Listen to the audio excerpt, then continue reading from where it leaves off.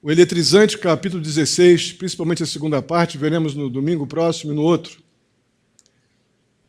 Mas hoje vamos lidar com um momento muito especial. Eu custei muito a encontrar um tema para esta mensagem. Durante a semana, minha vontade era botar o tema dessa mensagem de Confissões de Paulo. E depois outros nomes vieram e, ao final, eu achei que o ideal seria lidar com essa temática, motivações e prioridades. Porque isso aqui movimentou a vida de Paulo durante todo o seu ministério. E é o que acontece para o bem ou para o mal em nossas vidas.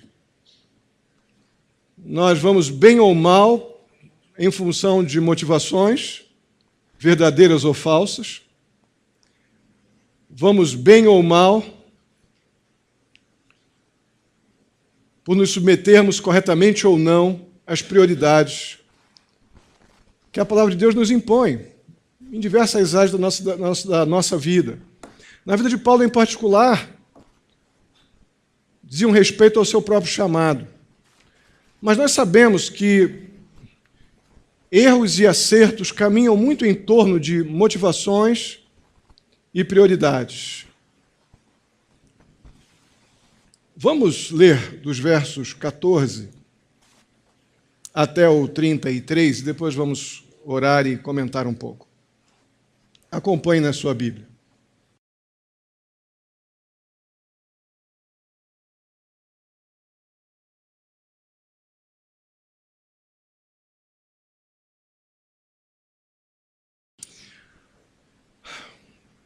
O que nos leva, irmãos, a fazer alguma coisa em favor de alguém?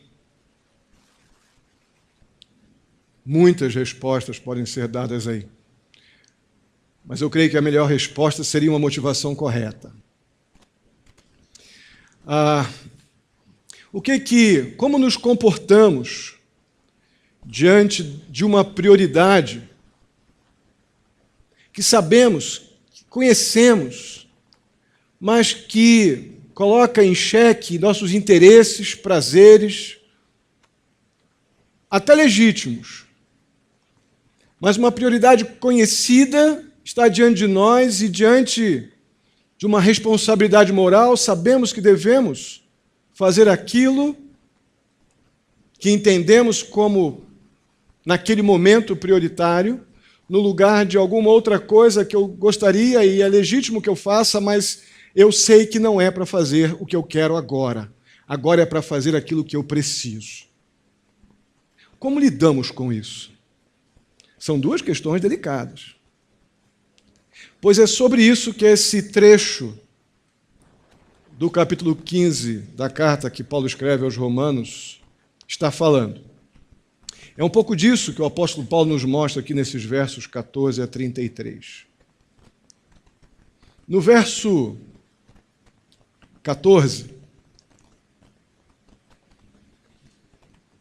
diz assim: meus irmãos, eu mesmo estou convencido de que vocês estão cheios de bondade, estão plenamente instruídos e por isso são capazes de aconselhar-se uns aos outros.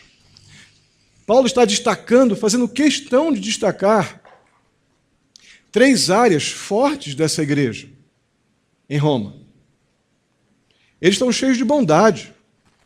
Eu acredito que isso tem a ver com uma vida piedosa, uma vida temente ao Senhor, e isso sendo demonstrado num relacionamento fraterno e cuidadoso com os de dentro e com os de fora da igreja de Cristo.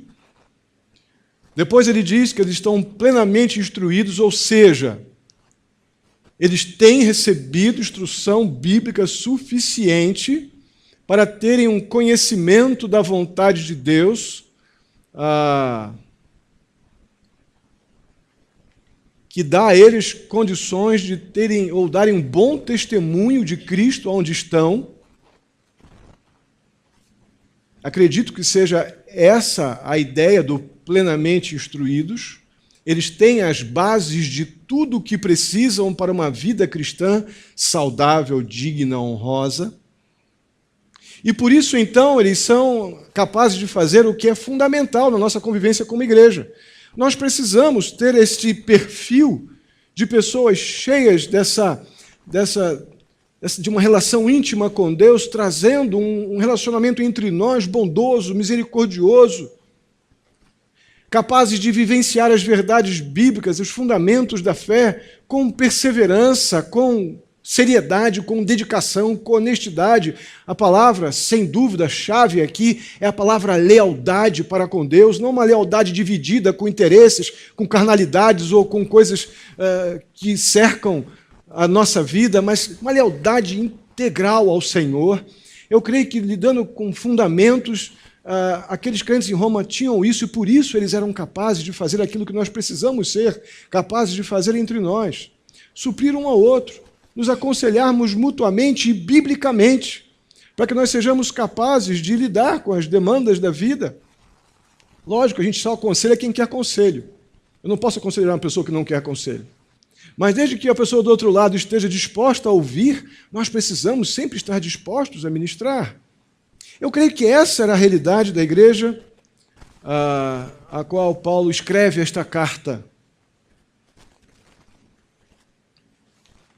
Mas aí vem um questionamento. Se esses crentes são tão bons, são tão legais, tudo gente boa, crentes piedosos, por que Paulo escreveu essa carta? Uma das cartas mais robustas, teologicamente falando. Se Paulo testemunha que eles são tão legais, crentes piedosos, estão batalhando pela fé, por que Paulo, então, escreve uma carta tão extensa, com exposições sistemáticas de fundamentos da fé, fundamentos doutrinários, incrivelmente completos, muito bem posicionados, uma teologia sistemática sobre a obra da salvação, incrível temos aqui na carta que Paulo escreve aos Romanos, exatamente para um grupo de pessoas que ele diz, olha, vocês são joia. Eu creio que aqui nos versos 15 e 16 nós vemos os motivos de Paulo escrever essa carta. Paulo não está pessoalmente aqui. Paulo está, obviamente, é uma carta. Paulo está na casa de Gaio, lá em Corinto, na sua terceira viagem missionária. Ele está de Corinto enviando esta carta para os crentes em Roma, hospedado, então, como disse, na casa de Gaio. Ele não está, obviamente, ali ministrando a eles pessoalmente, mas ele escreve àqueles crentes com interesse, com uma carta direcionada especificamente para a edificação daqueles crentes, para a santificação daqueles crentes e para a glória de Deus. Esse é o grande alvo de Paulo ao escrever esta carta. Mas, pastor, de novo, então a pergunta acho que está sem resposta. Se eles eram tão joias assim, por que Paulo está escrevendo, então, para eles uma teologia bíblica tão completa, tão bem escrita, tantas informações que nos confrontam de uma forma a buscar uma vida cristã diferente? É porque o apóstolo Paulo sabe perfeitamente das necessidades do homem pecador. A preocupação de Paulo não era mandar uma carta com novidades para Roma, para os crentes de Roma. A preocupação de Paulo não era renovar, não era inovar, não era inventar. Era reiterar. Era ensinar de novo. Falar daquilo que é fundamental na vida do homem, da pessoa que uma vez que confessou Jesus Cristo como Senhor, não pode faltar isto em momento nenhum. E Paulo reitera, Paulo não inventa. Paulo não está tentando ser um popstar do primeiro século na igreja de Roma, porque ele era o missionário da época, não. Esta carta ela está sendo enviada com um conteúdo que, segundo o apóstolo Paulo, já era conhecido deles. Paulo não tem nenhum motivo e nenhuma intenção de inventar nada. O que eles precisam é estar completamente firmes naquilo que os tornou essas pessoas cheias de bondade, plenamente instruídos e capazes de aconselhar uns aos outros. Irmãos, no que diz respeito à palavra de Deus, Geralmente, inovar é sinônimo de inventar. E no que diz respeito às Escrituras, inventar normalmente leva aquele que inventa e pronuncia suas invenções. E gera na vida daquele que ouve apostasia. A palavra apostasia significa negação da fé. Porque a palavra de Deus não precisa ser mudada. Ela precisa ser pregada. O Espírito Santo convence o pecador das verdades que libertam. E o pecador vive capacitado pelo poder de Deus, aquilo que está nas Escrituras.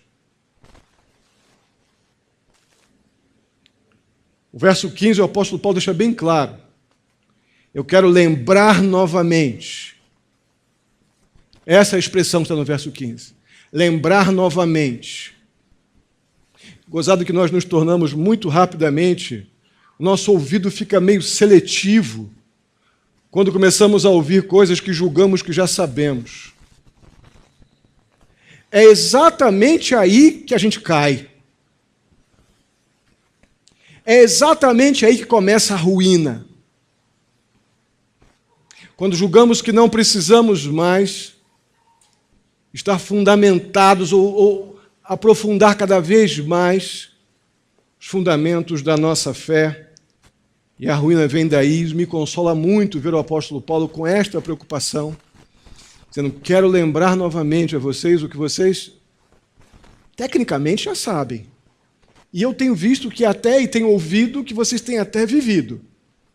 Mas o problema não é o que vocês já têm ou já conquistaram, o problema é o que vocês vão fazer para continuar tendo, continuar sendo e continuar fazendo aquilo que o crente deve fazer na sua postura, na sua posição como igreja de Cristo Jesus. E o que o apóstolo Paulo lembra não é outra coisa a não ser os fundamentos da nossa fé. E esse fundamento dos apóstolos, irmãos, na verdade, que eu tenho batido tanto aqui nos últimos tempos, são aquelas verdades que eu vou chamar de antigas. Antigas porque elas já existem há muito tempo, mas de forma alguma defasadas, ou atrasadas, ou menos importantes. Muito pelo contrário. É tudo que o ser humano precisa, porque envolve a obra de Cristo em favor de pecadores mortos em pecados e delitos. E essa história da cruz, tudo que envolve as verdades que lidam com a nossa salvação, precisam ser sempre recontadas. E de forma alguma substituídas por alguma coisa nova, mais interessante. Mas, como está uma febre nos últimos dias aí, eu não tenho problema nenhum, vocês sabem disso, com boas ilustrações, a gente poder criar uma dinâmica interativa durante o culto, não tenho problema algum com isso. O problema é que nós estamos vivendo uma fase muito difícil de mundo em relação às Escrituras, onde os pregadores têm deixado de lado os fundamentos, as Escrituras, estão se tornando, como é que aquele pessoal que faz aqueles showzinhos individuais?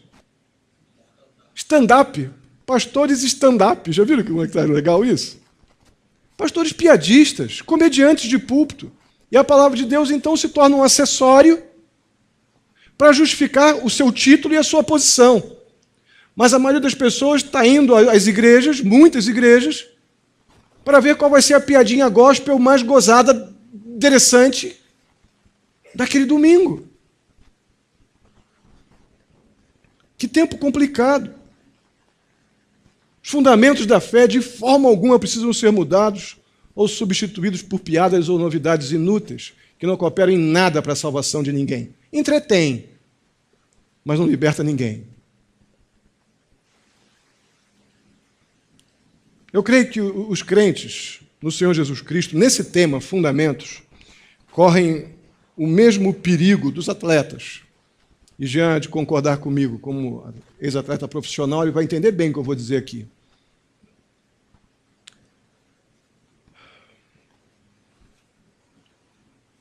Eu, quando estava fazendo essa ilustração aqui, pensei no Brasil e Alemanha na Copa do Mundo. Todo mundo lembra, né? Agora estou inventando aí que vão jogar de novo um amistoso aí, vou tomar outra lavada. Interessante que o atleta profissional, ele até se tornar profissional, Jean, quantas horas você passou treinando fundamentos? O tempo todo? Todos os treinos tinham fundamento? 15 anos de vida profissional? Todos os treinos tinham fundamentos. Eu já sei chutar, eu já sei driblar, eu já sei marcar. No tempo, quando eu jogava basquete, a gente ficava lá, aquela coisa monótona, né? De aprender todos os movimentos, tal. Eu estava Davi e Luísa lá. Estou vendo o Maurício aqui. Cadê Maurício? Eu não esqueço, você quebrou a minha tabela. Seja bem-vindo, um prazer estar com você aqui, com a sua esposa. E eu lá ensinando meus filhos fundamentos, porque não adianta saber correr, driblar, se não souber os fundamentos. Perde a bola e perde o jogo. Que coisa estranha é o crente acreditar que ele pode viver a vida cristã e abandonar os fundamentos. É absolutamente incoerente. Por que o Brasil tomou aquele pau de 7-1 lá? 7-1, né? Na decisão da Copa. Porque acharam que já sabiam tudo, estavam jogando em casa, iam entrar em campo, iam com a torcida, ia ser o 12º jogador, e estava tudo resolvido. E abriram mão de quê? De marcar. Abriram mão de objetivamente para o gol, de terem paciência na defesa, só saírem na boa num time que atacava muito forte, como a Alemanha. Abandonaram o quê? Fundamentos. Você está vendo onde a gente cai? Você está vendo onde começa o nosso fracasso? No abandono daquilo que nosso ouvido decide que não quer ouvir mais. Eu já sei disso. Já estou ouvindo de evangelho há tanto tempo. Jesus Cristo, cruz, salvação, pecado, já estou expert nisso. Aí você vai para o jogo, vai para a vida, vai para o colégio, para a faculdade, para o trabalho, com pais incrédulos, situações, conhecidos, vizinhos, pressões internas e externas. Aí você vai achando que você já é crente há um tempão, ou estava na igreja Y, X ou tal, e chega lá você toma um vareio do mundo. E daqui a pouco começa a dizer que o culpado é o mundo, ou melhor, o culpado é a igreja. E o mundo estava ali, tadinho, o culpado é aqui na igreja, que não me disseram sim, você que não quis mais ouvir. Nós somos responsáveis pelas consequências que recebemos quando abandonamos os fundamentos. E o apóstolo Paulo reitera tudo isso. Essa carta é para isso.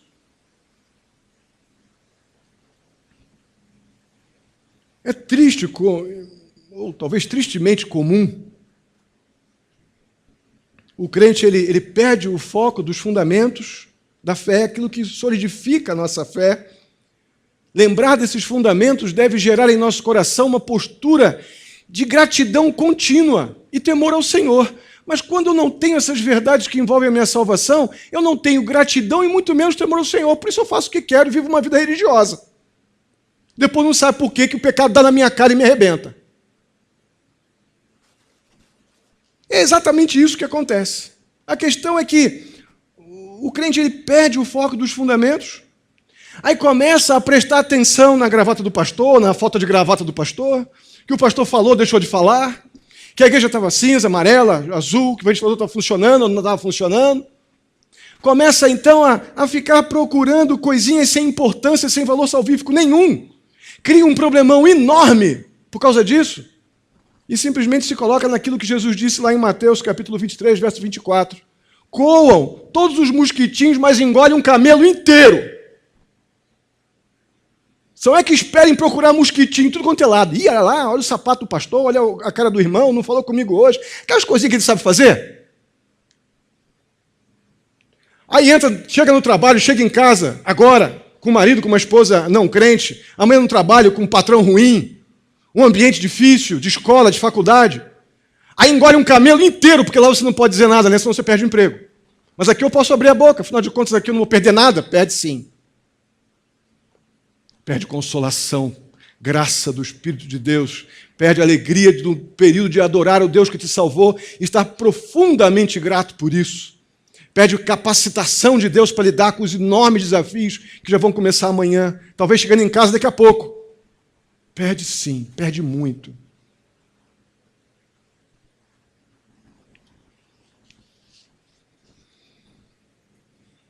Mas o apóstolo Paulo prossegue nos versos 17 a 21. Paulo começa a descrever alguns dos motivos pelo qual ele ainda não tinha estado pessoalmente com aqueles crentes em Roma. O apóstolo Paulo testemunha a justificativa, os motivos de Paulo para não estar ali com os crentes da igreja em Roma.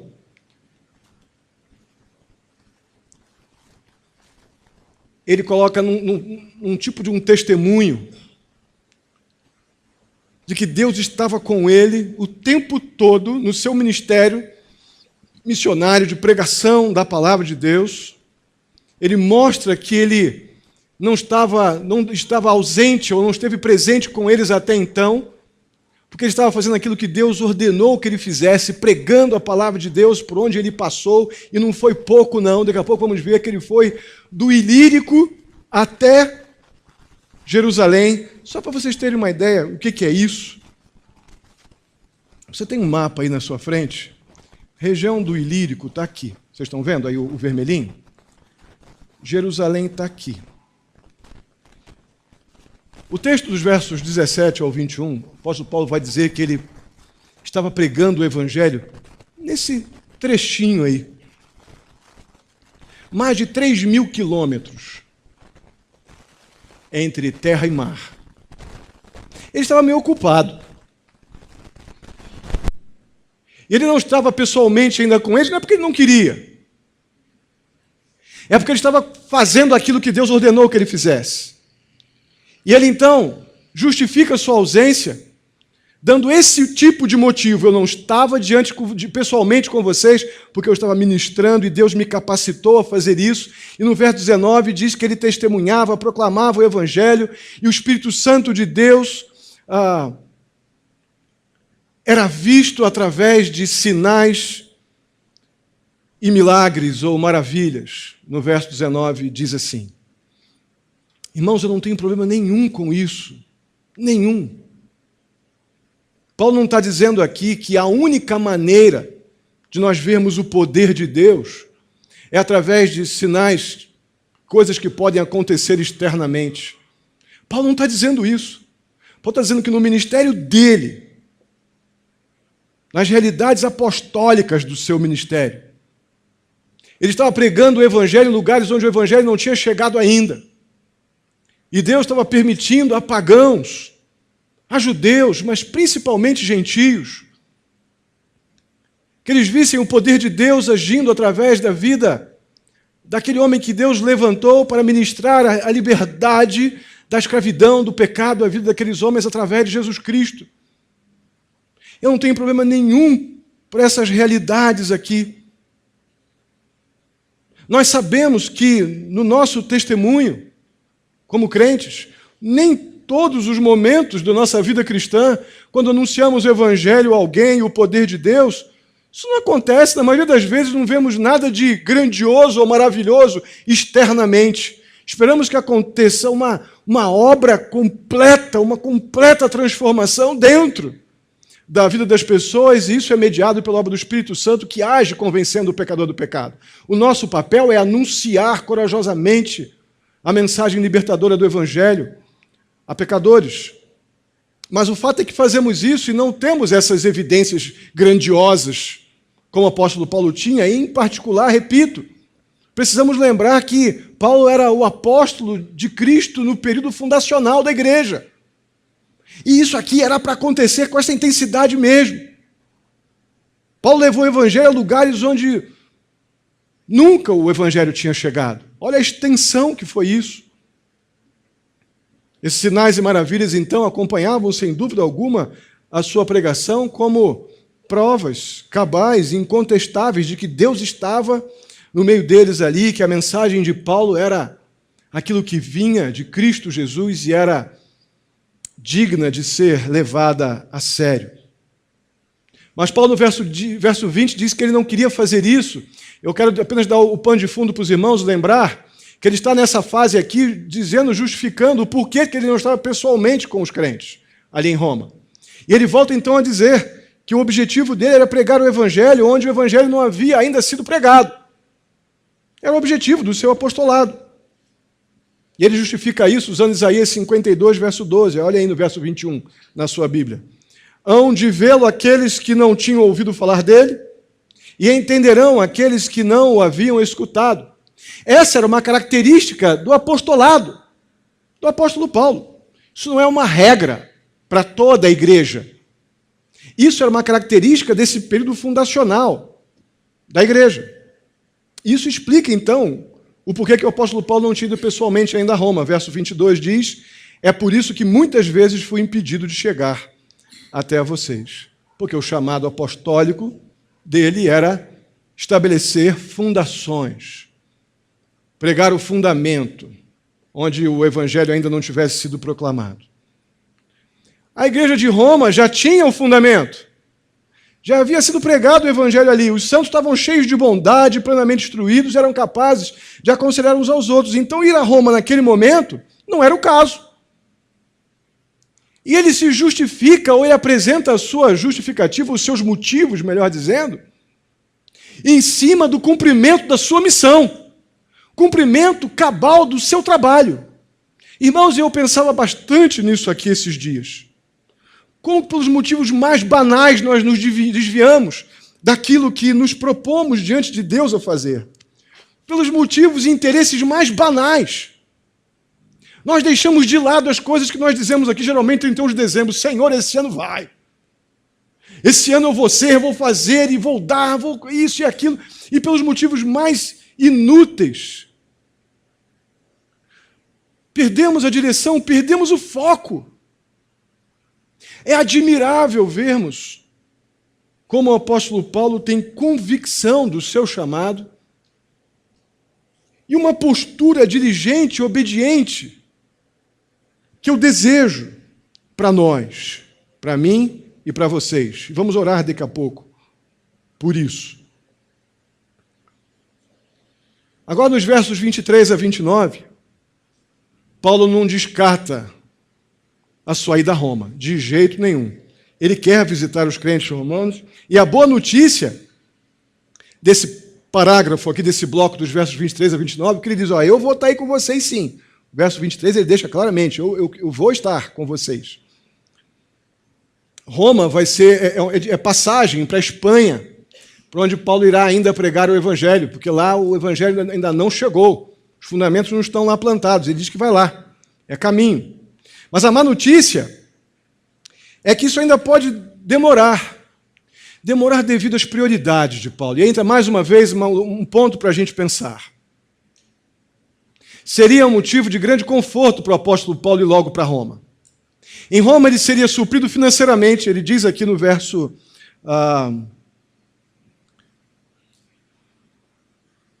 26, que ele quer ir até eles para que eles possam, perdão, não é 26 não, no final do verso 24, que eles teriam, estando com eles lá em Roma, eles teriam oportunidade de lhe ajudarem em sua viagem para a Espanha, eles teriam um tempo de companhia, de convivência gostosa, e mais adiante, ele diz que eles teriam também lá um tempo de refrigério, no final do verso 32, um local de descanso. Queria descansar, ele seria bem cuidado pelos crentes romanos. É bom descansar, é bom ter recursos para poder continuar viajando, para a sua própria manutenção. O apóstolo Paulo, olha, eu vou sim, mas ainda não vai ser agora devido a algumas prioridades impostas pelas minhas responsabilidades, pelo meu chamado. Uma tarefa final eu tenho que fazer, tem que ser cumprida antes de ir para a Espanha. Lembra, Paulo está aqui, Paulo está em Corinto. Paulo está aqui.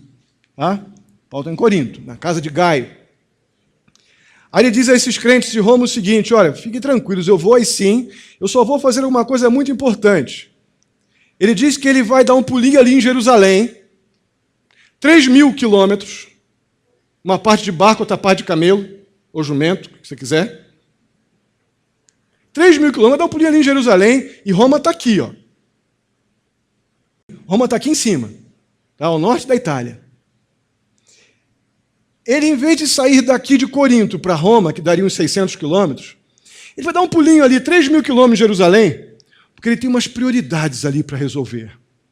Tem coisas que ele não pode deixar de fazer. É evidente que essa missão, esse comprometimento, esse compromisso que ele tem em ir a Jerusalém deve ser algo de uma altíssima prioridade. E a prioridade é a seguinte: ele precisa, é provável que ele tenha rumores e informações de que gentios e judeus evangelizados, crentes, a igreja evangélica de Jerusalém, ainda não está afinadinha, ainda há algum conflito. E agora, depois dos judeus receberem as bênçãos espirituais, fruto dos gentios receberem as bênçãos espirituais, fruto daquela rejeição inicial dos judeus, e os crentes, agora os gentios, são fruto do evangelho ter chegado, um dos frutos, do evangelho ter chegado até eles. Agora os gentios é que devem estar abençoando com bens materiais a vida dos judeus, isso tudo em Jerusalém. E parece que isso não está funcionando muito bem, porque Paulo vê como uma prioridade importantíssima, antes de ir para a Espanha, dar um pulo lá em Jerusalém, para ver se os crentes estão vivendo a unidade gerada por Deus através de Cristo Jesus como irmãos na fé, como nascidos do mesmo Cristo que morreu na cruz pelos pecados deles. Paulo não estará seguro e tranquilo para ir à Espanha antes de, prioritariamente, ver se os crentes estão agindo como crentes, judeus e gentios, fracos e fortes, lembram? Que vimos nas duas últimas mensagens, lá em Jerusalém. Ele dá esse pulinho ali, rapidinho, nos versos 26 e 27. Somente quando essa tarefa estiver completada, Paulo iria dar uma passadinha em Roma no seu caminho para a Espanha. Prioridades, meus irmãos, prioridades. Como lidamos com prioridades? Como estaria a nossa vida cristã se fôssemos mais zelosos com as prioridades? Com aquelas coisas básicas que não deveríamos abandonar. Com aqueles fundamentos da fé. Por exemplo, a musiquinha das crianças, né? Leia a Bíblia e faça a oração. Como é que é o resto? Se quiser crescer. Não é assim? Você ensinou isso para os teus filhos? Ensinaram para os filhos de vocês? Pois é. Os filhos de vocês também sabem, não sabem? Os ex-pequenininhos aí que estão me olhando aqui. Fundamentos que, se abandonados, nós vamos à ruína. Isso não é coisa de pequenininho, não. Isso não é coisa de bebê, não. Isso são prioridades que nós abandonamos em nome das maiores e absurdas futilidades. Aí depois não sabemos por que as coisas não estão andando. Não sabemos por que de tantos fracassos. Aí começamos a procurar culpados. É o pastor, é a igreja, é o fulano, é o ciclano. Quando a postura deveria ser de: Senhor, tem misericórdia, que eu tenho pecado contra ti. Me ajuda a recomeçar das bases. Me ajuda a recomeçar, me capacita a recomeçar daquilo que eu não deveria ter abandonado. Pedra sobre pedra, cuidando de fundamentos. Que a minha prioridade seja te adorar. Que a minha prioridade seja te buscar. Depois, aquilo que pode me gerar prazer, e seria muito prazeroso para Paulo estar com os crentes em Roma, mas não antes de cumprir com as minhas prioridades. Irmão, se o Senhor, o nosso Deus, o nosso Salvador, Jesus Cristo, não for a nossa prioridade, o que vai ser? Onde é que você quer colocar a tua confiança?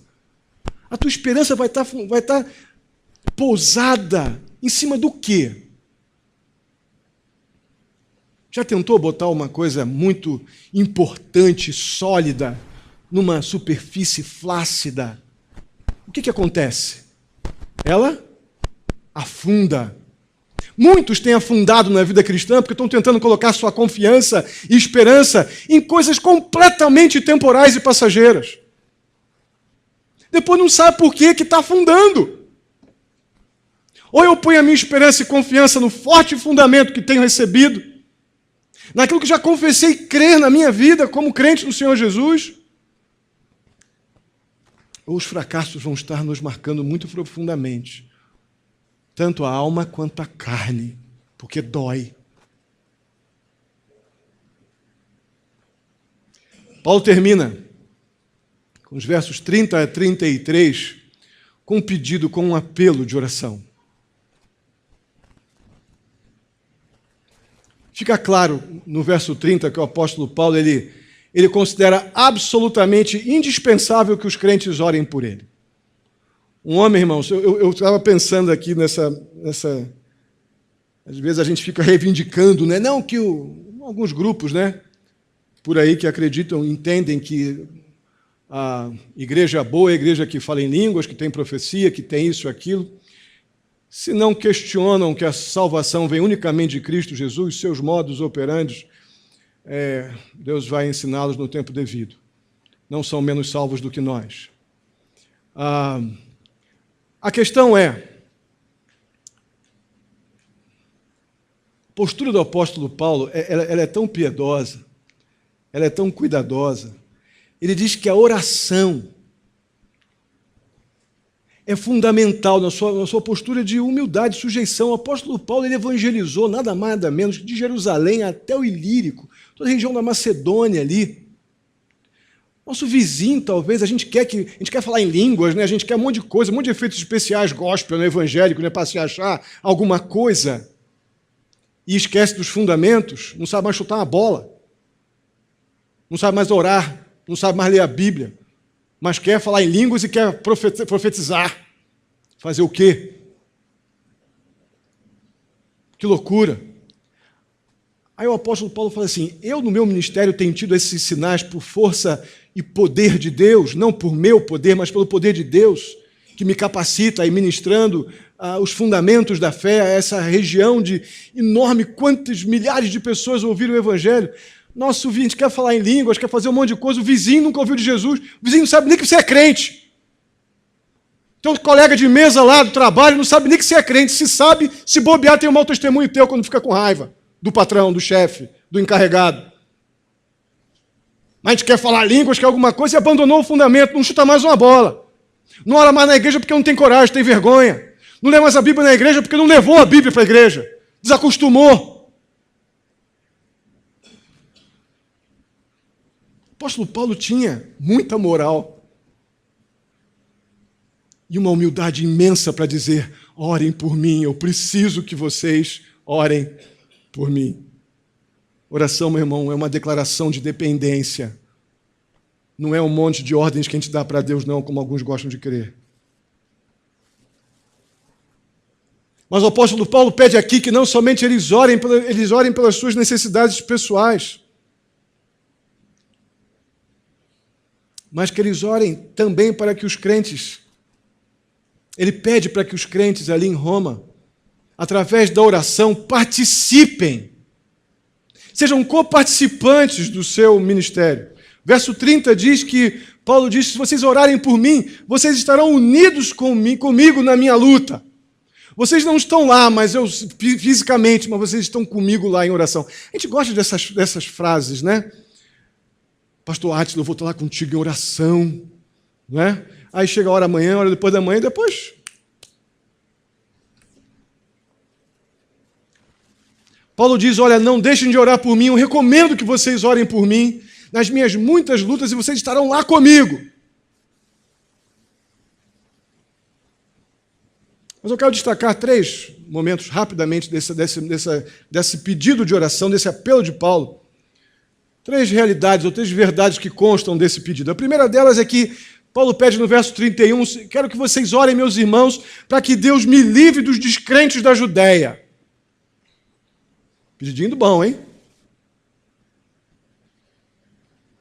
Paulo não está indo à Judéia, a região ali onde está Jerusalém, para fazer nenhum tipo de campanha evangelística, não, irmãos.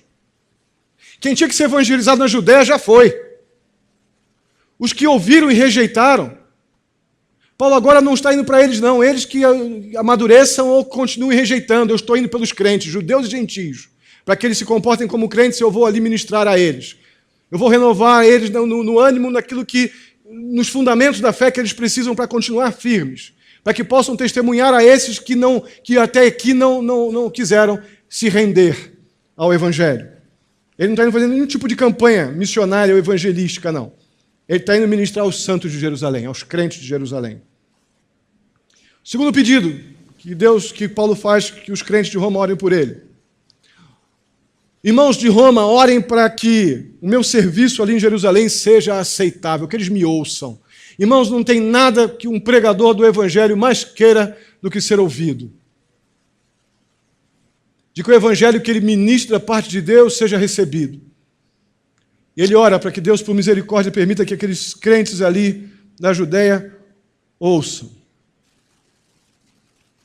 Tanto judeus como gentios. Mas, em particular, o motivo principal é que os judeus aceitem a participação dos gentios na vida deles com recursos financeiros, porque isso mexeria no orgulho da judeusada.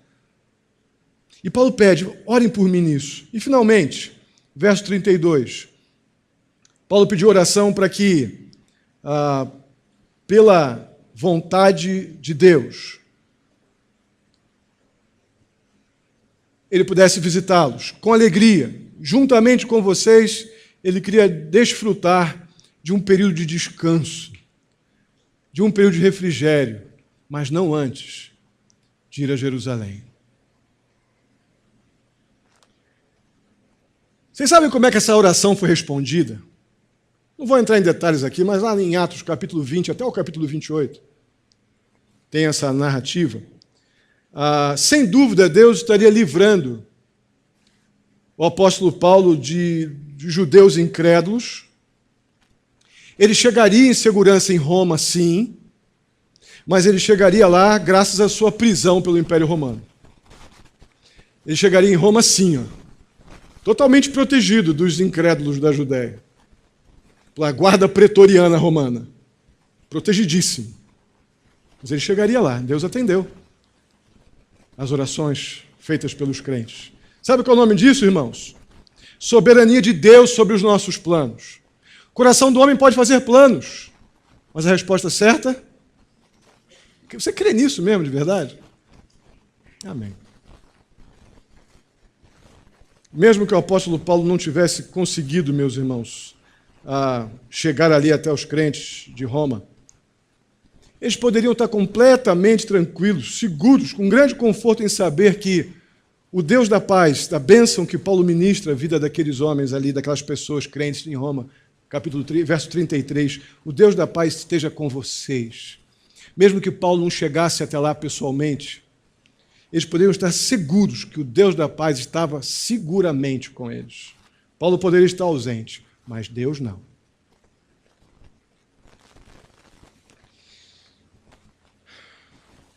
Essa epístola, essa carta à igreja em Roma, ela é o resultado, irmãos, do adiamento de uma visita. Esse tratado teológico que impactou a história da cristandade, que gerou nada mais, nada menos que a Reforma, que agora vamos comemorar esse ano os 500 anos da Reforma.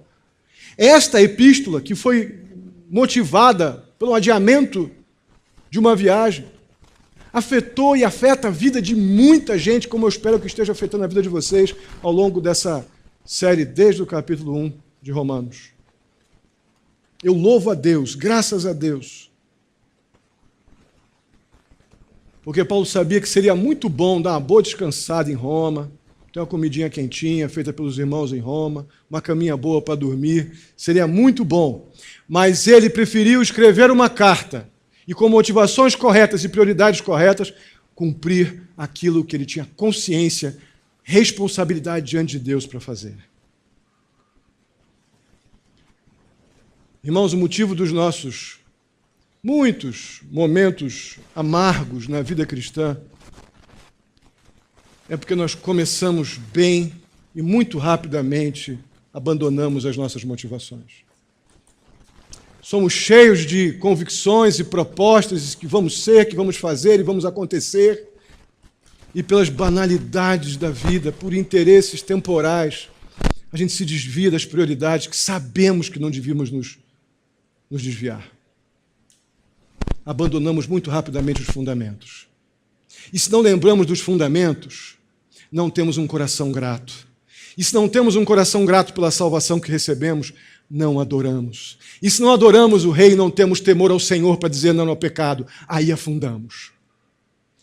e ficamos com aquela vidinha medíocre, miserável, quando podíamos estar vivendo honrosamente como servos, capacitados por Deus, com o poder de Deus, mediado pelo Espírito Santo, servindo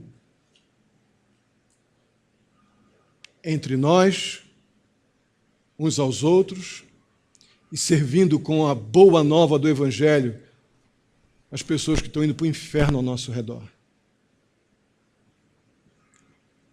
Vamos ficar de pé, vamos orar, estaremos encerrando nosso culto. Mas eu quero muito que a gente avalie tudo o que foi dito. O apóstolo Paulo nos dá uma referência tão poderosa de motivação e prioridades, nos dá uma referência tão inquestionável da necessidade de não abandonarmos os fundamentos, porque isso afeta toda a nossa vida cristã. E você talvez tenha chegado aqui bem confuso hoje. Talvez você tenha chegado aqui procurando todo tipo de mosquitinho e pulguinha para justificar suas tristezas, mágoas, angústias, medos, mas está engolindo camelo de segunda a sábado. Aí acha que tem que chegar aqui no domingo procurando mosquitinho para se justificar. Para com isso. Abandona isso, que isso aí frustra, não restaura, não nos renova, não traz esperança, não consola. Para com isso. Volta aos fundamentos. Paulo chegou em Roma de um jeito completamente diferente do que ele imaginava. Chegou com algemas, protegido pela guarda pretoriana. Mas chegou. E Deus continuou usando Paulo soberanamente. Renda-se, meu irmão. Renda-se. A poderosa e soberana mão de Deus. Deposite sua confiança nos fundamentos da fé que nos fortalecem para tudo. E aí sim, motivados corretamente, com prioridades bem ajustadas, mande uma carta, vá pessoalmente, faça o que Deus te orientar a fazer, mas você será útil. Você fará diferença na vida das pessoas. Deus vai usar você, porque você não o abandonou nos fundamentos. Não ficou procurando coloridos, shows, luzes, mas continuou procurando, buscando o Senhor. Aquele que não falha. Paulo podia não ter estado pessoalmente, mas o Deus da paz estava sempre lá. Amém? Vamos orar. Bondoso e amado Deus, muitíssimo obrigado. Muitíssimo obrigado pela Tua palavra que vem em nossa direção de maneira tão carinhosa, paciente. Muito obrigado. Eu peço em nome de Jesus, se alguém aqui entrou com motivação errada nesta noite, se entrou mais preocupado com as coisas temporais do que com os fundamentos, que são a base de tudo em nossa vida cristã, eu peço em nome de Jesus que o Senhor, mediante a obra do Teu Espírito Santo, esteja convencendo, ó Pai, de que a direção é outra a seguir. Precisamos ter uma postura de gratidão diante do Deus de amor, de um Deus de justiça, de um Deus soberano, que permite que as coisas aconteçam ao nosso redor unicamente por causa dos seus decretos e não por causa de qualquer outra coisa. O Senhor continua Deus bom e soberano. Ajuda-nos, ó Deus, a depositar toda a nossa confiança neste forte fundamento. Aí sairemos daqui com esperança. Aí sairemos daqui, ó Deus, com prioridades renovadas, com coragem. Eu peço em nome de Jesus por aquele que entrou abatido e clama em nome de Jesus que saia com os olhos fixos em Jesus, o autor e consumador da nossa fé. Muito obrigado pela Tua palavra. Leva-nos em segurança para os nossos lares. Dá-nos uma semana em tudo protegida, guiada pelo Senhor. Pedimos pelos enfermos, ó Pai, nossa irmã Exaltina. Clamamos, ó Deus, pela sua recuperação, que ela possa logo estar conosco novamente. Outros enfermos, temos a alegria do Seu Ari aqui conosco hoje. Continua dando saúde, coragem para ele continuar, prosseguir na sua vida como um homem temente ao Senhor, Dona Ormi. Ser com os enfermos, ó Pai, que não estou nomeando aqui.